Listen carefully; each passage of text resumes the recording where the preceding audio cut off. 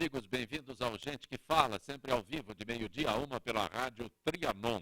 AM 740 São Paulo, Rádio Universal, AM 810 Santos, AltV www.altv.com.br, reapresentação 6 da tarde, TV Guarulhos, canal 20 UHF, canal 3 da NET, em Guarulhos, 11h30 da noite. Acesse nosso blog, conheça nossos colunistas e colaboradores, gentequefala.com.br, nossa fanpage Facebook /programa Gente que Fala. À sua disposição, chat no site da AltV, WhatsApp 974012235 e um telefone aqui em São Paulo, 5052-6622. Hoje é gente do MPD que fala, nossa parceria Gente que Fala e o Movimento Ministério Público Democrático. Representando o movimento do Ministério Público Democrático, a promotora de justiça, doutora Fabíola Sucassas. Prazer tê-la aqui, doutora Fabíola. Prazer é meu. Estou à disposição aqui para que um debate hoje seja acalorado. A senhora é integrante do movimento do Ministério Público Democrático, mas também o que é o Grupo de Enfrentamento à Violência Doméstica e Familiar contra a Mulher? Parece uma pergunta assim, mas o que é? O grupo é um conjunto de promotores, é um grupo criado pelo ato do Procurador-Geral, de promotores que são especialistas em violência doméstica e familiar contra a mulher e que atuam junto aos juízes especializados na cidade de São Paulo em relação a essa temática da violência doméstica e familiar contra a mulher. Também conosco o advogado Jorge Eluffi. Prazer tê-lo aqui, doutor Jorge. Prazer é todo meu, Zancopé, estar aqui novamente em seu programa, hoje acompanhado de 3 mulheres de destaque no mundo jurídico. Estamos em minoria hoje, mas minoria qualificada. O senhor, como advogado, preside a Comissão de Controle Social dos Gastos Públicos da OAB. Sim. Muito trabalho, hein? Sem dúvida. É uma comissão que foi criada pelo presidente Marcos da Costa, justamente na esteira daqueles movimentos sociais do ano de 2013, de junho, em que a população saiu às ruas para reivindicar maior seriedade, probidade no trato da coisa pública, no trato da política, do dinheiro público. Então, a OAB, com a sensibilidade do seu presidente, criou essa comissão que tem por finalidade justamente acompanhar os atos da administração pública, os atos de despesa pública, levar à sociedade orientação sobre como fiscalizar melhor o gasto do dinheiro público. Também conosco a advogada Ana Paula Siqueira. Doutora Ana Paula, prazer tê-la aqui. Prazer retornar ao programa, né? Obviamente sempre com ilustres figuras jurídicas, e vamos começar os debates sobre inúmeros temas que merecem reflexão e muita atenção. O doutor Jorge Eluffi é integrante da OAB. A senhora também é integrante da OAB, Direito Digital e Compliance. Exatamente. Essa comissão, né, de Direito Digital e Compliance, hoje presidida, né, pelo doutor Coriolano Camargo, tem como objetivo auxiliar, né, a população em informações sobre como se utilizar essa grande ferramenta que é a internet, de forma segura e de forma adequada, não só para os adultos, mas também para as crianças. E promove eventos e cartilhas explicativas para que o ambiente virtual, né, se torne cada vez mais seguro e mais apropriado. Também conosco a doutora Lúcia Bludeni. Prazer tê-la aqui, doutora Lúcia. Prazer é todo meu. Muito obrigada mais uma vez pelo convite. Estou citando os outros 2 participantes como integrantes da OAB. A senhora também é conselheira da OAB. Olha, eu fui conselheira na gestão entre 2010 e 2015, mas eu permaneço presidindo a Comissão de Direito do Terceiro Setor, que é todo o arcabouço jurídico das associações e fundações privadas sem fins lucrativos, que permanentemente são parceiras do Estado, especialmente na execução de políticas públicas. O compliance é um termo novo, assim como o terceiro setor. Terceiro setor é mais recente. O terceiro setor, ele cria um corpo maior. Na verdade, ele é um termo produzido pelas escolas de administração de empresas.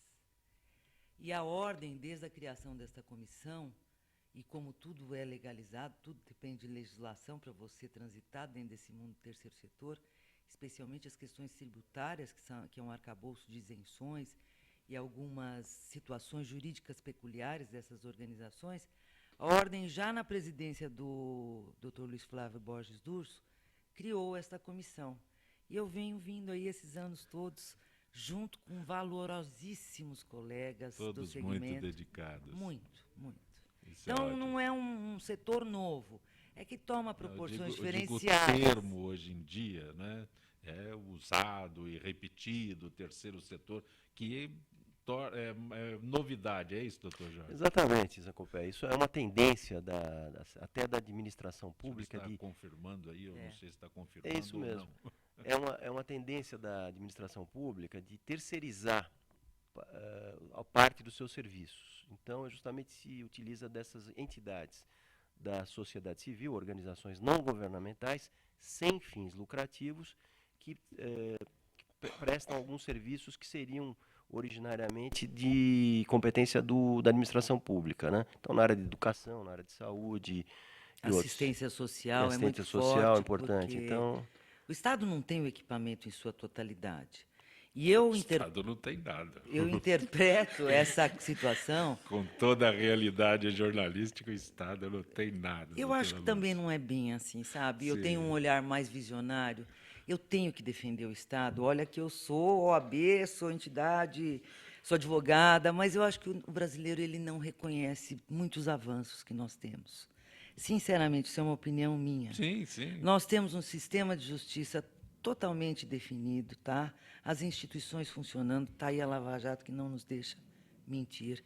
Nós temos sistema de saúde, o SUS, muito embora a gente veja as calamidades. O SUS não funciona, doutor. Nós temos um problema de corrupção no país, de desvio de recursos, não são as estruturas. Elas existem. Os outros governos que nos Perfeito, a antecederam, estrutura existe. nós temos muitas estruturas, e estruturas bem formadas, bem pensadas. Agora, se nós temos inquestionável. fragilidades, Isso é inquestionável, que as estruturas existem, mas não funcionam. Né? Essa é a minha análise, que Mas as estruturas sim. do Estado, né, são muito bem elaboradas, né, foram muito bem pensadas. O SUS, pena que não funciona. ideia é ótima, porque né? a ideia é maravilhosa. e agora você tem o SUAS, eu não sei se vocês sabem, que é o Sistema Único de Assistência Social. Então, é um sistema, de acordo com a LOAS, que é a Lei Orgânica da Assistência Social, e vinculado ao MDS, que tipifica o tipo de serviço, e especialmente para essas pessoas em situação de vulnerabilidade social. Então, políticas públicas, o empenho das pessoas, o empenho do próprio Estado existe. E, nesse aspecto, é que eu sou uma visionária. Eu tenho que acreditar que nós vamos ter jeito, que tudo vai dar certo, porque coisas boas já foram pensadas. É uma questão de você ceifar essa corrupção de uma forma mais... porque ela é endêmica. E eu acho que nós estamos trabalhando para isso.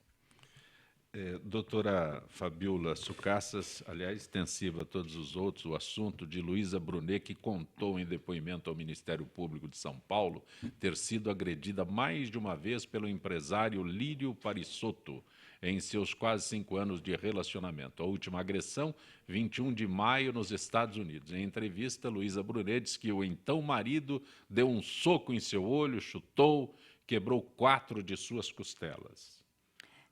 Bom, é um caso enigmático no sentido de trazer uma pessoa famosa, bem, né, vista como uma pessoa bem casada, que teve a coragem de romper com um silêncio da violência que sofria e desnudar aí a sua história.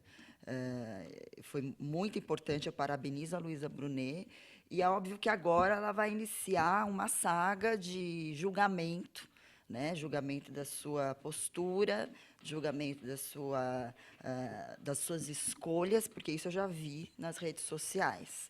E o fato dela ter sido agredida por mais de uma vez também não nos choca, porque, geralmente, a vítima de violência doméstica, ela só se dá conta que é vítima de violência doméstica quando existe uma agressão física. Né? Logicamente que Luísa Brunet é um caso que vem à tona e ela conta essa história, mas as mulheres, em geral, demoram cerca de 8 anos, né? Não digo no caso dela de 5 anos, mas geralmente são muito mais de 5, 10 agressões, de episódios de agressões, para elas tomarem a coragem e realizar os registros. E eu acho que é interessante também, que eu gostaria até de levar esse debate à mesa, sobre a reflexão da masculinidade, né? Do que é o machismo para um homem rico e poderoso, né? Do que é um homem rico e poderoso, não vou dizer no caso dela, porque eu não posso aí avaliar o caso dela, nem sou eu a promotora dele, mas nós precisamos refletir sobre essas masculinidades e se o homem, numa sociedade machista, ele exerce esse poder, né, de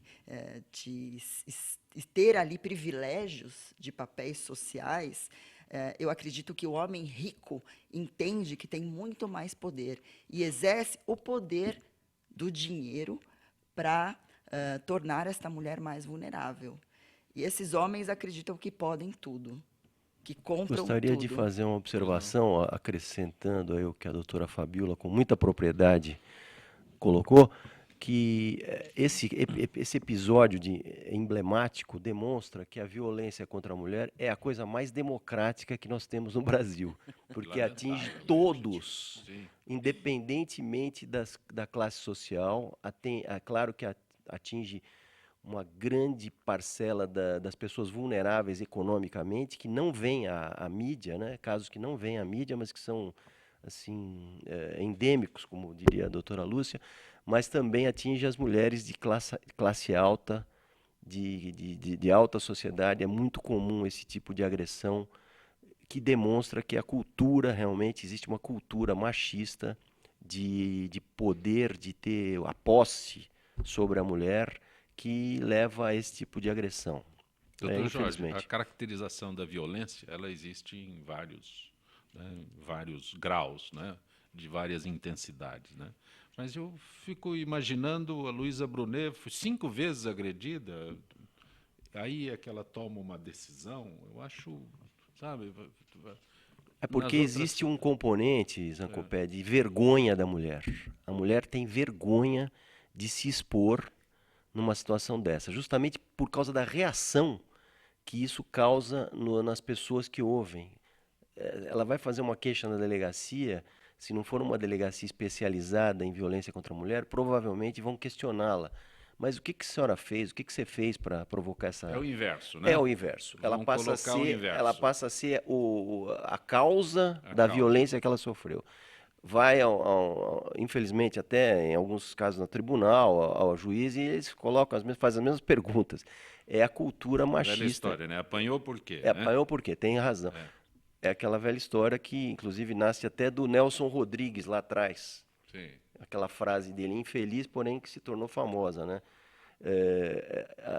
A mulher, como é que é? Eu não sei não sabe por que bate, mas ela sabe por que está apanhando, exatamente. Eu acho que é importante lembrar que nem todas as mulheres, elas querem ver seus companheiros, ex-companheiros, num ambiente de justiça criminal.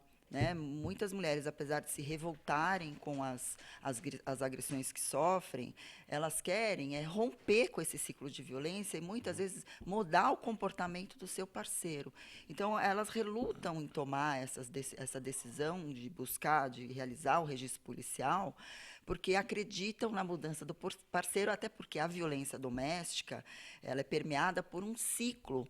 E existe uma fase desse ciclo de violência que chama-se fase da lua de mel, em que o companheiro ele se compromete a mudar o comportamento. Ele pede perdão à mulher, ele se arrepende muitas vezes verdadeiramente. Mas esse ciclo, a tendência desse ciclo é se repetir, e nós dizemos que a última fase desse ciclo é a fase do feminicídio. É verdade. Que, na verdade, a violência doméstica ela se envolve por esse ciclo que é cíclico, mas progressivo. Inicia-se com pequenos delitos e terminam com a morte. A doutora Lúcia está se contendo aí, mas... Não, eu estou aprovando tudo que a promotora está dizendo, porque isso é real, e mais ainda. E eu estive um período encarregada de representar a OAB nesse projeto do Compromisso e Atitude, que é uma campanha, e o Estado de São Paulo é signatário disso, e essa campanha permanece. Então, eu acho que ao longo desses 3 anos, o Estado de São Paulo aqui, como outros estados da nossa federação, devem ter feito muita coisa. Mas aqui, concretamente, eu pude vivenciar isso. E tive várias aulas e também me atualizei na legislação. Ela é uma legislação híbrida, diferente do nosso sistema de justiça. Ela exige uma imediatidade, uma resposta muito pronta do Estado. Ela é muito prática, ela é muito efetiva, a legislação. Mas, na verdade, a gente tem problemas de ordem emocional e psicológica no envolvimento dessas pessoas e dessas famílias. E a agressão não é só contra a mulher, especificamente, porque, inclusive, numa relação onde há uma condição de mulher, mesmo pessoas do mesmo gênero, a justiça também entende que essa legislação é aplicável para essa condição de submissão. Então, veja como é interessante o âmbito de atuação e como ela anda progredindo a passos largos. E o que eu acho é a informação que leva as pessoas a tomar atitudes, porque não são simples. São decisões de vida que são tomadas em circunstâncias como essas, né? Seja numa relação homossexual, seja numa relação heterossexual. E o tratamento da lei, ele é para esses casos de condição de famílias, pessoas vulnerabilizadas pela opressão de alguém. Violência doméstica e familiar. Outro aspecto que eu gostaria de levantar, que também é uma causa de inibição da mulher de provocar, vamos dizer, as autoridades para sua proteção, é a questão do macho provedor. Ela tem receio de perder o marido, o companheiro que a sustenta, que o suporta financeiramente. Então, esse é um aspecto também do ponto de vista econômico que, de certa forma, inibe a atuação da mulher imediata. Ela prefere se submeter àquela agressão porque ela não quer perder o provedor da sua família. Eu já cheguei a acompanhar, antes da Lei Maria da Penha, eu cheguei a acompanhar algumas clientes minhas, e como essa lei foi revolucionária, né? Na própria delegacia, né, você acompanha essa mulher que foi espancada, você escuta da escrivã, mas você não casou também, porque no caso eram uniões estáveis. Oi? Não tem matrimônio, então eu posso ser arremessado pela escada, né? O meu companheiro pode pegar minha cabeça e bater com a porta, né? Então, até que ponto, né, a Lei Maria da Penha, primeiro, ela foi crucial, e segundo, que é hoje, né, acho que precisa ser aprofundado o debate sobre as questões, sobre a intervenção do delegado de polícia na violência doméstica, né? Está sendo discutido esse projeto de lei, né, que para que ocorra o delegado de polícia, na qualidade de técnico em direito, de fazer esta intervenção nos casos de violência contra a mulher. Eu acho que isso precisa realmente, de forma multidisciplinar, ser discutido, né? Não é uma questão simples, né? Mesmo porque nós sabemos da dificuldade que é no momento, né, que você está fazendo fazendo a notícia crimes, né, que você está informando o crime. Como não seria melhor se houvesse um defensor público ou um advogado orientando essa vítima? E nós sabemos que nos grandes centros isso é extremamente difícil. Doutora Ana Paula, a pessoa que chega a uma delegacia, a mulher vítima, e vai relatar o seu caso para um delegado, que agora está sendo questionado até onde vai a atuação dele, não é um fator inibidor para a mulher se dirigir e contar a um delegado? Esse foi o grande benefício, né, das delegacias especializadas. Delegacia, né? da mulher. Exatamente, que é fazer com que ela tenha esta liberdade, né, de conversa e de diálogo, e principalmente com uma delegada especializada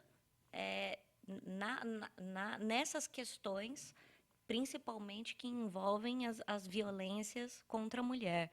E nesse caso da Luísa Brunet, eu acredito que não apenas ela sofreu uma violência física, mas como ela sofreu diversas e duras críticas na internet. Então, foi uma dupla violência. A maior parte das pessoas aplaudiram, né, essa coragem de colocar a público, mas tiveram, obviamente, pessoas que falaram com todas as letras, né, que apanhou porque tinha motivo, né, porque Essa é aquela- É a mereceu. coisa do Nelson a frase Rodrigues. do Nelson Exatamente. Rodrigues, né? Então, a violência da mulher, e muitas vezes as mulheres não percebem que estão sendo agredidas pelos seus companheiros em redes sociais. Existem comentários extremamente maquiavélicos, cruéis do esposo e do companheiro em redes sociais, que em grupos de conversa instantânea que expõem essa mulher ao ridículo, que constrangem profundamente. Só que ela não se dá conta, ela acha, escreveu rapidamente no celular, não percebeu. E aí você vê o que se repete anos e anos e anos. Fala assim, que bobagem que você está falando. Às vezes a mulher faz algum comentário político e fala, para com isso, vai para o tanque. Eu gostaria de fazer algumas considerações sobre essa questão da mulher, né, que, entre aspas, aguentaria a violência, né, e que isso pode, pela condição econômica.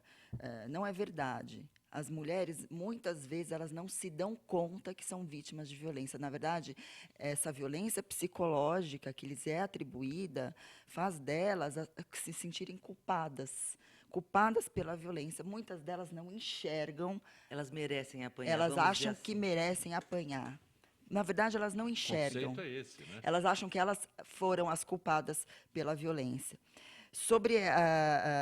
E eu também entendo que não adianta apenas ajudar, estimular que as mulheres falem sobre a sua situação de violência. É preciso que todos aqueles envolvidos no enfrentamento da violência sejam treinados e capacitados para o olhar de gênero, para o olhar dessa violência, da nossa cultura, né, do que é o papel do homem, do que é o papel da mulher e quanto isso influi para comportamentos violentos.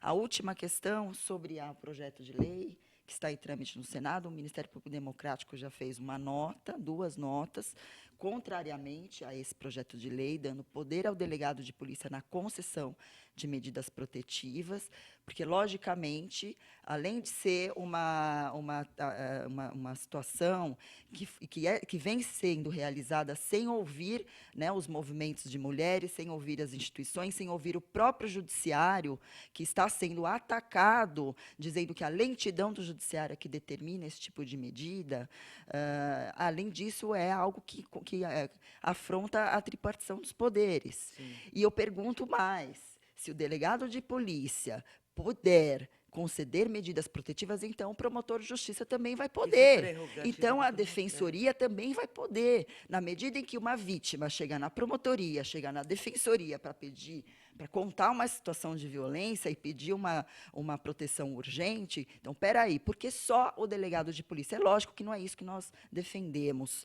porque poderes, decisão sobre liberdade de ir e vir, e etc., isso confere ao judiciário. Doutora Lúcia Bludeni, o ECA completou 26 anos ontem, não é? E meio a recentes casos de violência que chocaram, continua chocando a população, né? Como a do bebê de 1 ano torturado e mordido pelo padrasto, a estudante de 7 anos estuprada e assassinada pelo vizinho. Esses números todos vão se sucedendo, chega a 1.327 casos de violência contra menores, só até esse primeiro semestre. É aquilo que a gente estava comentando aqui, é uma questão cultural e comportamental. Falta educação, né? Falta educação, porque é um ciclo. Você vê a cena se repetir de pai para filho.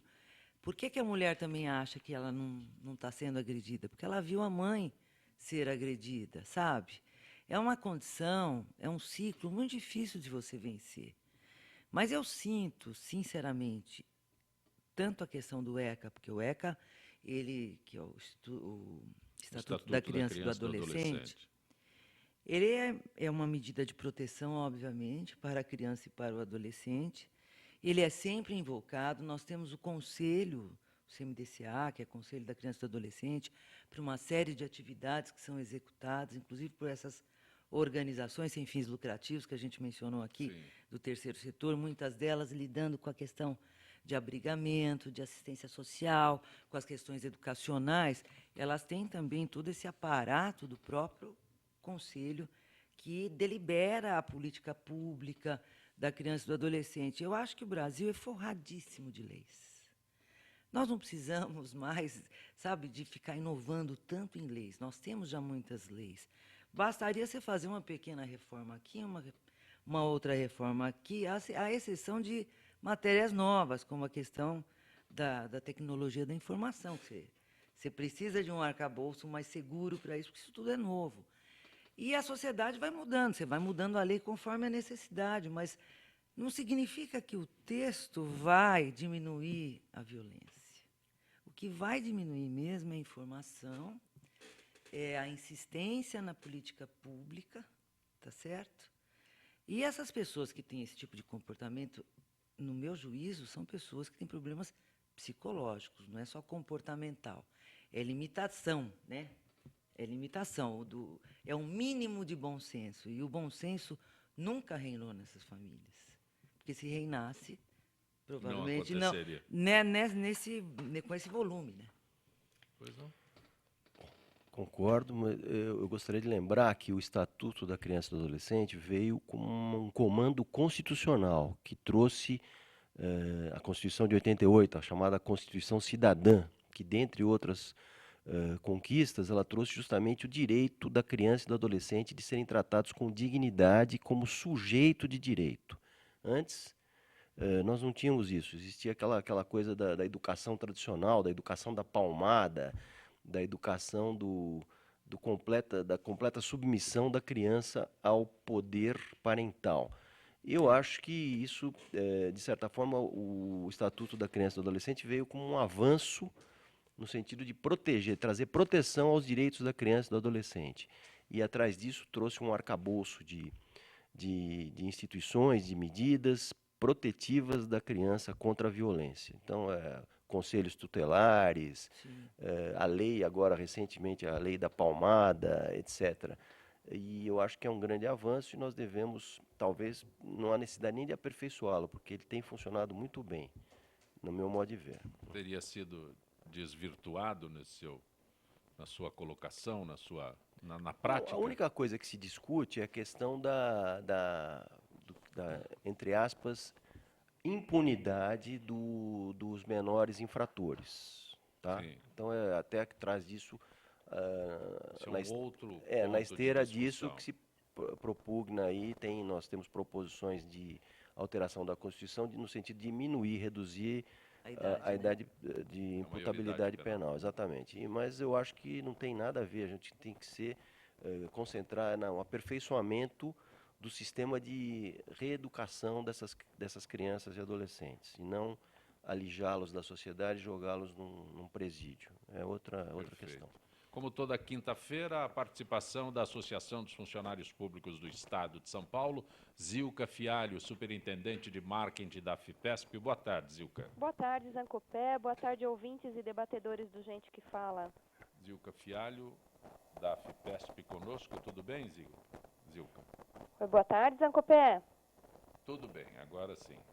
Ô, Zilka, vamos falar sobre a atuação do presidente da FIPESP, Antônio Carlos Duarte Moreira. Duarte Moreira se junta a líderes de entidades de todo o Brasil, em Brasília, na luta pela não aprovação do projeto de lei 257/2016.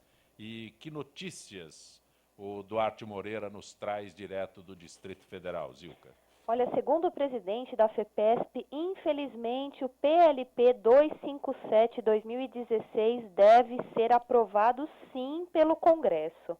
A medida, que teve seu regime de urgência barrado no último dia 4 de julho, deverá entrar novamente na pauta de urgência da Câmara, provavelmente no início de agosto, devendo ser aprovada desta vez conforme regime de urgência constitucional. No entanto, várias emendas que protegem os direitos dos servidores públicos estão sendo avaliadas e discutidas junto aos parlamentares, que já estão se comprometendo com os líderes das entidades pela preservação de tais conquistas. Zilka, como está sendo a luta em Brasília, Zilka? Os representantes dos servidores estão participando da audiência pública na Comissão de Direitos Humanos no Senado Federal desde segunda-feira, dia 11 de julho.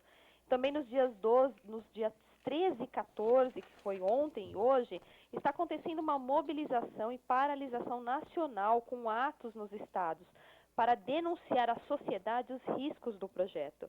Já em Brasília, o ato deverá acontecer hoje.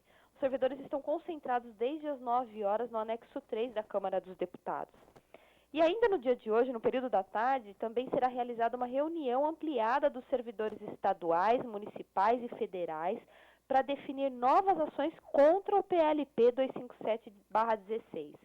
Pois enquanto não estiver, como se diz, preto no branco e devidamente assinados compromissos que asseguram os direitos, a luta permanece. Zilka, existe a possibilidade do projeto ser aprovado em sua forma original, prejudicando toda a categoria do funcionalismo público?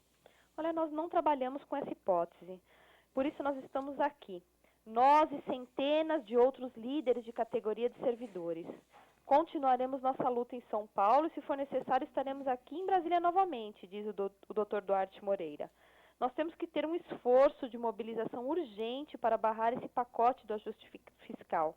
Ao invés de auditar as dívidas, reduzir endividamento e de ampliar a arrecadação de impostos, taxando as grandes fortunas, o que o governo está fazendo é jogar todo o ônus da crise nas costas dos servidores públicos, afirma o Dr. Duarte. E isso nós não vamos tolerar. Agradeço a Zilka Fialho, superintendente de marketing da FIPESP, conosco mais uma vez no Gente que Fala. Zilka, boa tarde, Zilka. Boa tarde, Zancopé. Nós vamos a um intervalo. Na Rádio Trianon você fica com Ricardo Godoy. Retornaremos em instantes.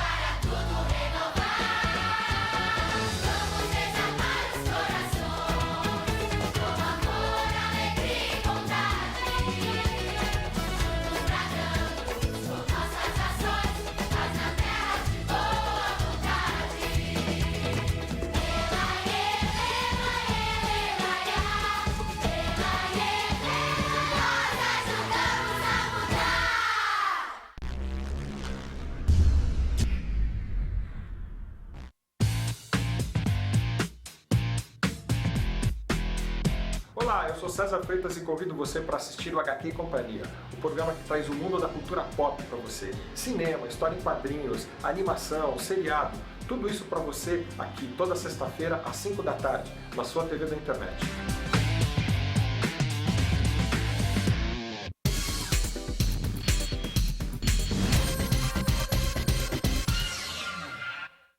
Oi, eu sou Letícia Spiller e quero convidar vocês a fortalecer o movimento que quer criar uma lei para acabar com o desmatamento no Brasil. Nossas florestas não podem mais ser destruídas. São elas que garantem a nossa qualidade de vida. Eu quero floresta em pé, água fresca, clima ameno e desmatamento zero. E você? Participe, assine a petição.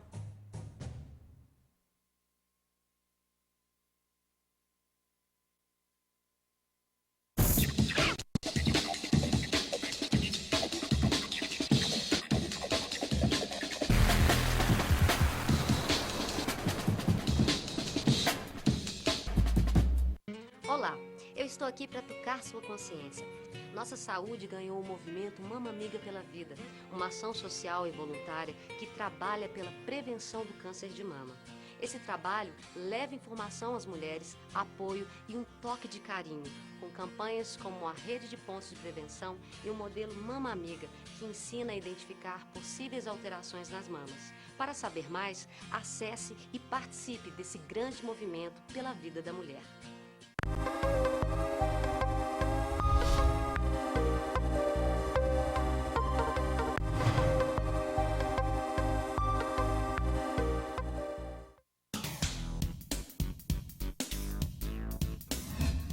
Eu sou o jornalista Patrício Bentes, que apresento às sextas-feiras, às 16 horas, o programa Visão Plural.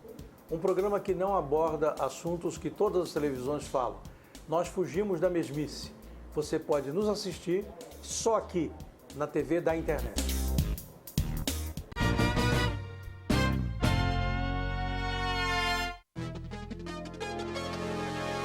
Dengue, zika, chikungunya. Falamos ao vivo do Mundo Consciente. Aqui todo mundo tampa a lixeira, tira a água do pneu, põe areia no vaso de planta. Nossa, quantos mosquitos aqui! Ô vizinho, colabora aí. Por que você ajuda a mudar? Porque eu quero o mundo consciente. Nós ajudamos a mudar! E você?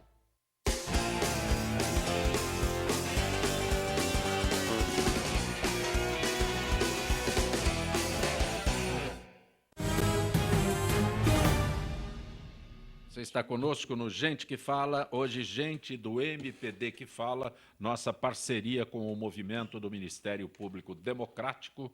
Conosco o advogado Jorge Luffy, a advogada Lúcia Bludeni, a advogada Ana Paula Siqueira, a promotora de justiça, doutora Fabiola Sucassas. Antes que eu faça a pergunta do Jaime aí, doutora Fabiola, a senhora que integra o MPD, Movimento do Ministério Público Democrático, o MPD está programando, realizando já o seu 5º Congresso Nacional.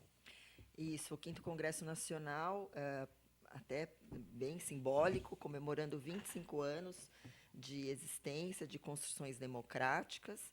Será realizado de 24 a 26 de agosto, em São Paulo.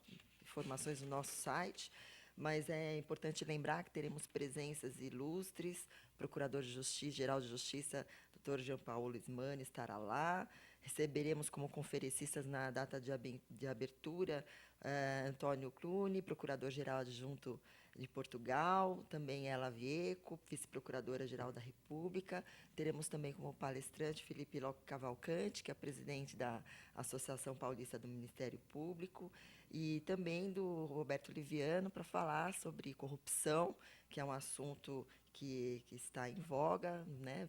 Pretendemos aprovar Ele é do as movimento medidas. Não Aceito Corrupção. Não aceito. Né? Instituto... Integrante do Ministério Público Democrático e também presidente do movimento Não Aceito Corrupção, doutor Liviano. Okay? Isso. Como é que eu participo? Eu sou jornalista, posso participar ou é só para os operadores de direito? Pode participar, é só acessar o site, fazer a sua inscrição, inclusive optar em participar em alguns dias da realização do Congresso. É só realizar através... e também é possível fazer a inscrição pelo PagSeguro, o pagamento pelo PagSeguro, e aí dividir o pagamento, é importante lembrar isso. Perfeito. O Jaime do Jardim Bom Filholi. Qual a posição dos senhores que participam hoje do Gente que Fala sobre a decisão do CNJ de que palestras de juízes terão cachê sigiloso? Tem alguma informação sobre isso? Não. É? Acho muito estranho isso. Não precisaria, é né, ser permitido ao sigiloso. juiz fazer palestras, dar aulas. É uma atividade paralela, aliás, é a única atividade paralela que ele pode fazer. Sim. Ok. A questão é o eventual conflito de interesses. Além da questão da transparência, que não vai existir, né? Você não sabe quem está pagando e quanto está pagando para o juiz. O detalhe é quem está pagando. Quem está pagando. Tem aí, pode existir um conflito de interesses. Esse juiz que está sendo pago por uma entidade, geralmente são entidades como de bancos, de indústria, de empreiteiras, etc., ele depois pode vir a ter que julgar alguma causa envolvendo interesses desse patrocinador. É aí que existe a questão. Por que o sigilo? Para ocultar alguma coisa, né? Não há nenhuma razão objetiva que justifique um sigilo no pagamento desses cachês. É lícito? Ele está dando aula, ele está dando uma palestra. É uma atividade que é possível pela lei orgânica da magistratura, né? Mas tem essa questão da falta de transparência. Doutora Fabiola, Carla das Perdizes, qual a pena prevista para os pais que fogem do país com seus filhos, abandonando as mães? Bom, isso é uma violação de direitos, porque as mães têm direitos em relação aos seus filhos, a criança tem direito à convivência com seus pais. Digamos que o direito da criança é prioritário, até constitucionalmente previsto. Logicamente que existe o crime de subtração de incapazes, mas existe aí toda uma dificuldade de repatriar essas crianças. E essa é uma dor intensa, mas, logicamente, existe um trabalho do Ministério Público junto a entidades estrangeiras para trabalhar e evitando esse tipo de coisa. Doutora Ana Paula, a Lei 13.277/2016 institui 7 de abril como Dia Nacional de Combate ao Bullying e à Violência na Escola. A data lembra o assassinato de 12 crianças em uma escola no Rio de Janeiro em 2011 por um rapaz que supostamente enfrentou situações de bullying na infância.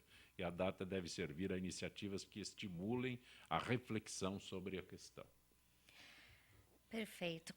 Eu acredito que nós temos aí a Lei 13.185 de 2015, né, que foi onde se instituiu um programa de combate ao bullying nas escolas, nas instituições de ensino, melhor, e clubes e recreações associativas.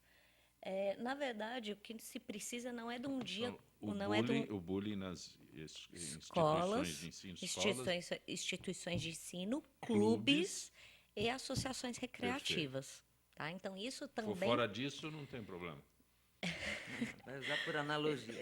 Não, tudo bem, né? Mas a lei é tão detalhista, por isso que eu chamei a atenção. Exatamente. A lei é tão detalhista. É lei, né? em cima de lei, antinomia. Desculpa interrompê-la, Imagine, mas chamei a atenção exatamente por isso, né? Determina. Então, se não for aqui, não for na escola, não acontece nada. Exatamente. E essa lei, ela foi uma lei minúscula, né? Tem menos de 10 artigos, 8 artigos. Coloca inúmeras obrigações para essas instituições.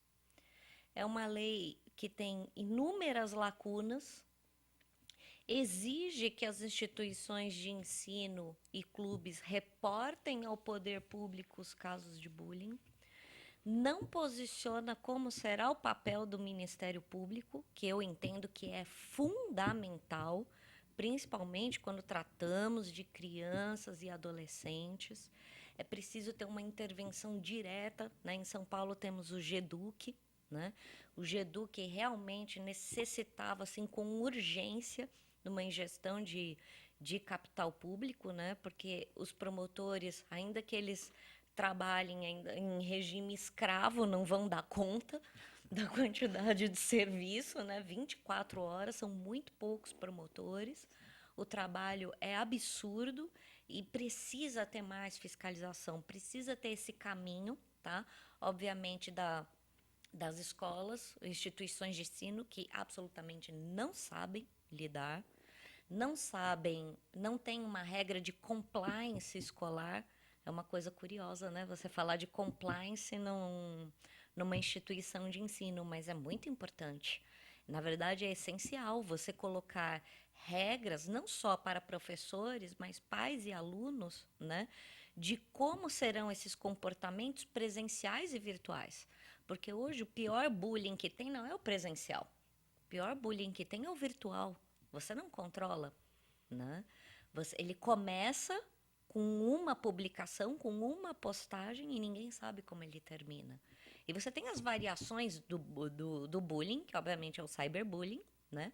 E você tem o happy slapping, poucas pessoas conhecem, que é a bofetada feliz. Isso é o fim, né? Ou então se filma a agressão, se filma essa criança sendo espancada e se coloca isso numa rede social. Qual é o termo? Happy slapping. Happy slapping. Bofetada feliz. Sim, sim.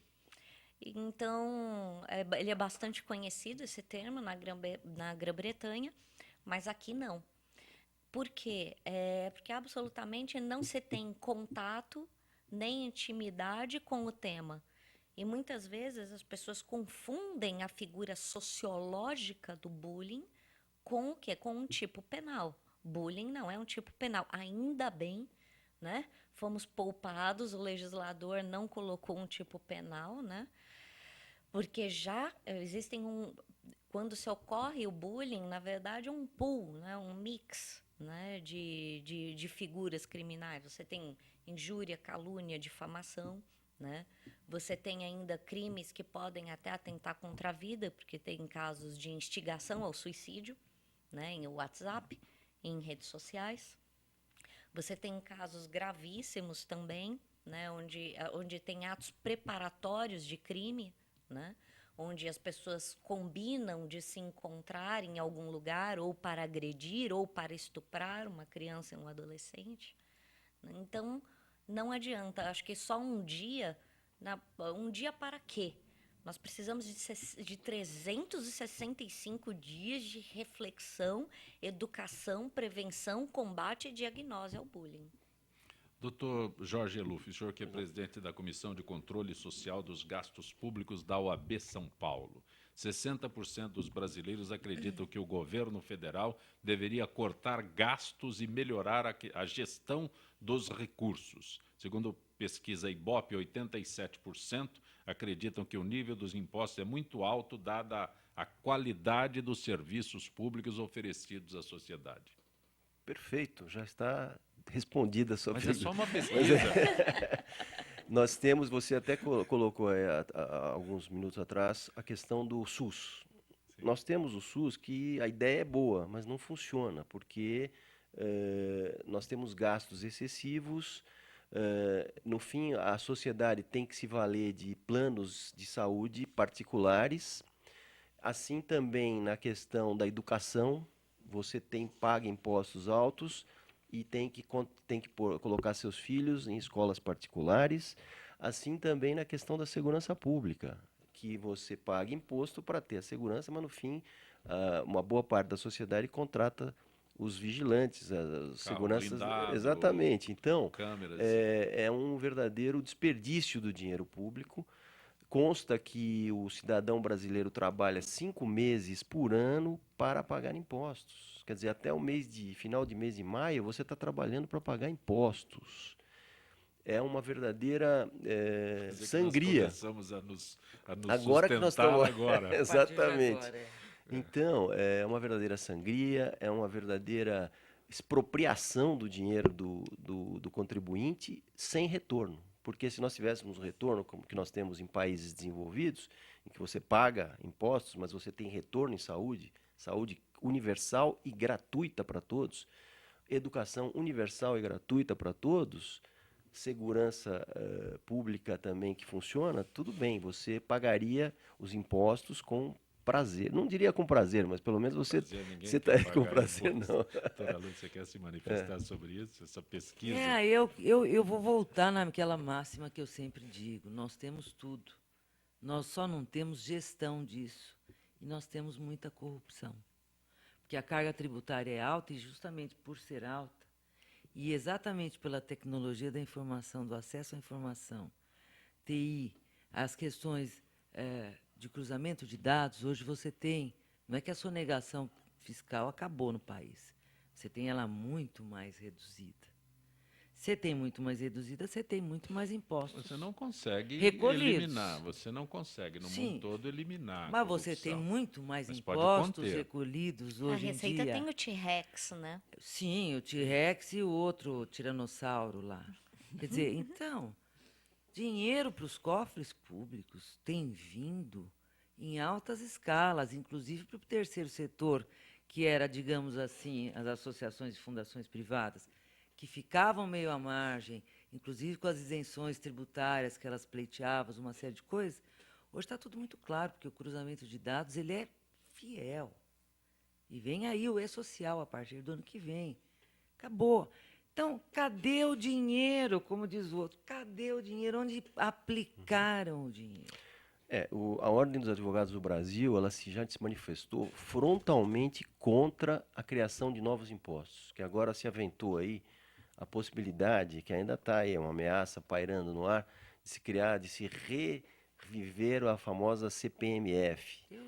Ainda que seja provisória, que não é, a gente sabe disso, é mais um ônus para a sociedade que é para fechar o buraco que foi criado aí pela má gestão. Aí sim, pela má gestão que trouxe esse déficit bilionário. Isso aí vem de sendo 170 carregado há muitos bilhões. anos, né? Então nós temos é que cortar gastos mesmo, cortar despesas, cortar os cargos comissionados no Brasil. São mais de 20 mil só na esfera federal. Gente que está lá, cabide de emprego, a maioria. Não é gente qualificada. Então nós precisamos cortar isso, cortar desperdício do dinheiro na saúde, na educação, fazer uma gestão mais adequada. Luiz Carlos do Centro, ele pergunta por que trechos de processos que correm em segredo de justiça são amplamente divulgados pela imprensa e ninguém é punido. Doutora Fabíola? Bom, vou falar de violência doméstica e familiar contra a mulher, né? Na verdade, realmente não há possibilidade de se abrir o sigilo, a não ser que as próprias pessoas concordem com isso. Então, vamos imaginar um caso da Luísa Brunet. Os operadores de direito não vão abrir o sigilo, a não ser que ela, nas suas entrevistas, ela conte a respeito. Então, mas dentro do processo, os funcionários que atuam nesse processo, eles não têm essa autorização. E nem essa questão do sigilo, ela tem que ser vista daqueles operadores do direito que têm intenção de chegar no cartório e procurar.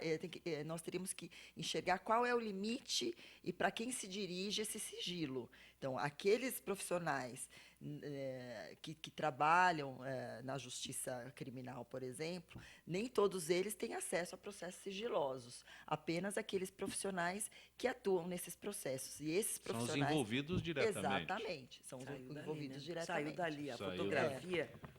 Por isso. Exatamente. E se houve autorização, até mesmo para chamar a atenção, me parece que nesse caso da Luísa Brunet, se não fossem as fotos, né, eventualmente ela nem teria conseguido a medida protetiva. Então, em alguns casos, é muito importante até que esse sigilo seja quebrado. Mas, logicamente, que nós estamos falando aí de pessoas que autorizam. Muito diferente de situações de crianças e adolescentes, que aí não há como transacionar esse tipo de coisa. Pois não. Outra coisa que eu gostaria de lembrar, Zancopé, é que a regra é a publicidade. A regra é a publicidade de todos os atos processuais. A exceção é o sigilo. E o sigilo visa proteger, primeiro, o bom andamento das investigações.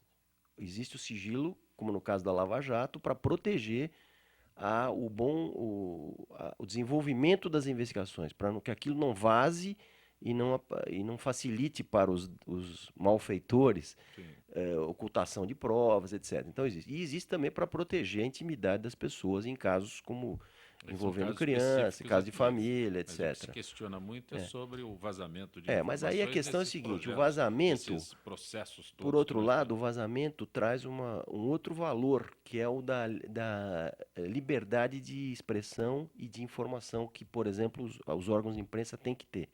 Então, eles divulgam. As informações vêm aos órgãos de imprensa, eles divulgam, porque é direito constitucional também de informar a sociedade de todos esses atos, que são, em regra, têm que ser públicos, como o próprio juiz da Lava Jato já disse. A publicidade é a regra, exceção é o sigilo. A senhora quer acrescentar, doutora? Não, eu acho que o cenário é esse. Como você justifica? O leigo quer saber disso. Sim. Escuta, como é que é isso? É um processo sob sigilo, segredo de justiça. Como é que eu tenho aqui no WhatsApp uma cena, uma foto, uma fotografia? Tem como tudo que a gente tem, que é o comportamento humano, que desvirtua a regra. Essa regra é de um jeito. Mas você tem alguém que desvirtuou a regra. E as pessoas são muito curiosas, né? De saber o que se passa na intimidade do outro. Né? E as pessoas também gostam de aparecer, né? Porque às vezes a gente tem cliente que acha que vai fazer selfie com a sentença, né? Então... Essa vulgarização, você sabe que eu sinto? Há uma vulgarização. Aí o que você faz se o cliente faz uma selfie com a sentença, que está em segredo de justiça, né? Então, são questões realmente. A imprensa tem o direito constitucional, obviamente, de divulgar, os operadores do direito também têm o dever, né, não só legal, mas E o como povo ético, tem o direito de ser informado também. de manter a discrição total, E né? se for sigiloso, aqueles que Nesses devem, casos de sigilo, né? E se for sigiloso, aqueles que devem zelar pelo sigilo, caso eles quebrem, eles têm que ser responsabilizados por isso. Doutora Ana Paula Siqueira, agradeço a tua gentileza de ter participado desta edição do Gente que Fala. Eu agradeço a todos, um diálogo fabuloso, né, com operadores do direito de qualidade sui generis. É sempre uma honra estar aqui do Gente do MPD que Fala. Muito Doutor obrigada. Jorge Luff, sempre bom tê-lo aqui. Olha, pode me convidar quando quiser que eu estarei presente, ainda mais com uma mesa tão selecionada, com mulheres de destaque, como eu disse, a doutora Ana Paula, a doutora Fabiola, a doutora Lúcia Bludeni. Eu fico gratificado por estar presente e compartilhando essa mesa. Doutora Lúcia Bludeni. Bom, nós aqui agora vamos agradecer aos homens presentes, né? A oportunidade de estar aqui. E é sempre um prazer agora a gente vir aqui e papear aí. É uma conversa descontraída sobre temas do direito, né? Grato. A nossa parceria com o MPD é possível graças aos integrantes do movimento do Ministério Público Democrático, como a senhora, doutora Fabiola. Muito obrigada, eu que agradeço. Acredito que esse programa faz parte da construção democrática do Ministério Público Democrático, que retrata aqui a existência de profissionais de várias áreas, discutindo sobre temas de absoluta relevância, profissionais que eu respeito muito e agradeço a oportunidade. Muito obrigada. Gente que Fala tem a direção-geral do jornalista Fausto Camunha, a diretora de produção Zenilda Salvato, a redação Pedro Esquiavão, produção cultural Ricardo Godoy, na rádio Trianon, Benebenê, Cléo Rodrigues, Neildo Neres, Ricardo Valim, na direção da TV Guarulhos, Fernando Mauro, na direção da UTV, Alberto Luquete, na técnica James Eduardo, Marcelo Fontan, Sérgio Oliveira e Iago Matsumoto. Estaremos de volta amanhã, meio-dia. Gratos, até lá.